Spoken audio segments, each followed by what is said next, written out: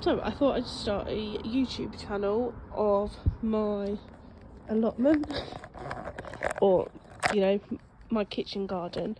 So we've got this part of the garden first, so we've got lots of flowers that are quite established. Got a few pots over there, olive trees, raspberry, blackcurrant and blackberries. And if we go up this path, so the vision for this garden is, well, let's start here. So down this side we've got all our fruit trees. Got gooseberry, pomegranate that's started to flower, I've noticed, which I'm pretty excited about. Probably won't get any fruits this year, but as it grows, now it's in a bigger pot since we've moved. Be nice. Because I like growing different things and trying different things and seeing how that works. So we have this pear tree, which is actually my partner's pear tree, that we had when we had an allotment. It was in the ground and then we took it out last year and put it in this pot, and it's just kind of gone mental and now it's flowering. So fingers crossed we might get some pears, conference pears on there this year, because we've had it a couple of years. And then going down here, I bought a plum czar tree, which I'm not sure if it's going to do anything. One of the branches just snapped, unfortunately, when it was in the garden at the other property. So plum czar, not sure how well that's going to do. There doesn't seem to be much happening, but I did have a little, I think my nan taught me it, to be honest, or my granddad.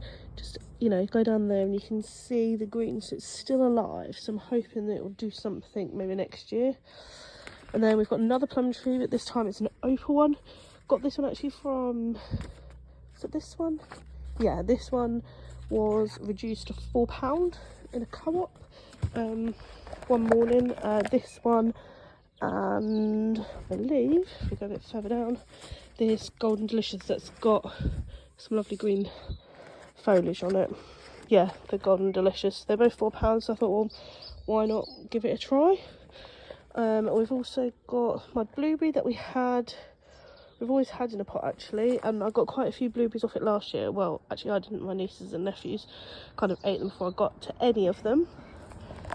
Got another pear conference because I realised that one does better if it's got a pollinator nearby. It does better.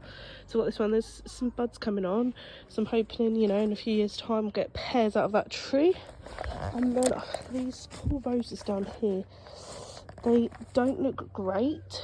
I bought them from £1 from a kind of factory outlet place that just does plants and everything, so they sell off cheap plug plants, trees they've done more, like if they've done too much and they don't sell them to the supermarkets, they put it in their shop, which I love the place. So I'm hoping, they had some really beautiful roses last year. They're looking green. I did have a really bad attack of black fly, so I'm hoping, fingers crossed, they actually flower. So coming back up here, so we've got this apple tree, obviously is here, it's very well established. I'm pretty sure it's apple tree. I looked it up on my plant ID app, so really excited for that to fruit later on in the year. So down here I've put my rhubarb plants over there because I think they would do much better in the ground than in the pots, so I'm going to put them probably around that section. And like I said earlier, we're going to put up a compost bin here, make a pallet compost bin, lift all this weed fabric and everything up.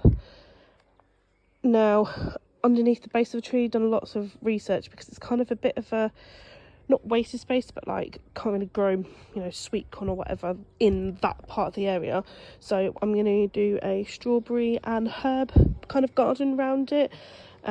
Because it doesn't really matter how far it comes out, because there's not much else going to go here, because we're going to have a footpath that leads to our first planting tunnel.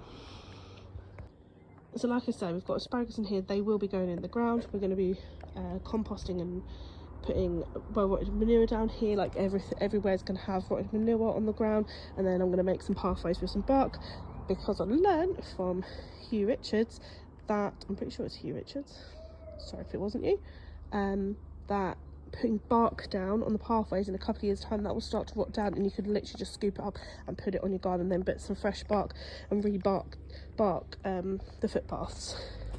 So yeah, that's that section. And then this polytunnel at the back, we are going to have, at the moment it's, like I say, it's got the all my plants that I bought, because I did leave the tomatoes a little bit late. I have sown some seed up here. I've got butternut squash, butterfly butternut squash, we've got some leek, I've got tomatoes here that I'm trialling to see if they'll grow. I've got some aubergine and some different melon plants, mango mel and Malaga. I did grow Malaga last year in the allotment outside, and they grew quite good and they're really, really tasty. And this mango mel, I just thought, oh, that sounds different. Like I said earlier, I do like different things to try. So it said on the label that it's got a hint of mango taste, the melon, so we'll give that a go. Most of these though under here I've got sweet corn there, and most of these I did buy from the place where I got the grapevines and the roses from. So what my idea in here is to, and also actually that polytunnel, is to have a strip here all the way along, so I can street up, because I watched one of Charles Dowding's videos, and he strings all his tomatoes, peppers, mangoes, got mango on the moment, melons up. So I'm going to trial that, because normally I just stake them, so I'm going to trial that, and that's going to go down here, tomatoes, whichever way, but that strip, then there's going to be a strip here, walkways, and then up the middle we'll have another set either side to grow. So we've got plenty of growing space, it's just sourcing the manure, well rotted manure, getting it down and then getting planted in it, which I'm really excited. Right, we did have a polytunnel at the allotment, but it was a lot smaller than this, and it just had my workbench in there that my partner did from pallets, and not a lot else actually. So I'm really, really excited to have not one big polytunnel but two. And I decided to go with the polytunnel for the Brachyses because we left our Baracus cage at the allotment, because we didn't see ourselves moving or getting an allotment anytime soon, so we kind of just left it there for the new tenant, which is a shame, but you know, we've got an extra another polytunnel, and it's a massive space in there. So yeah, watch this space, I guess, just to see what happens. I'll do maybe a weekly videos to see what we've done.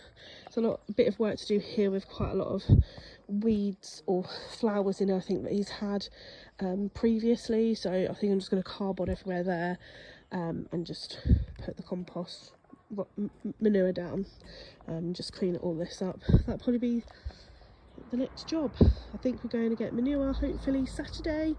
Dad's got a trailer, or acquired the use of a trailer to get the manure, because I had the manure here that I'd gone and collected 4 bags in the wheelbarrow, and then we collected another 7 in my car, but really on this big space kind of just need a trailer and just shovel it all in and then bring it down here and just wheelbarrow it up and just chuck it on, really. So yeah, like I say, watch this space and see our transformation. Peace.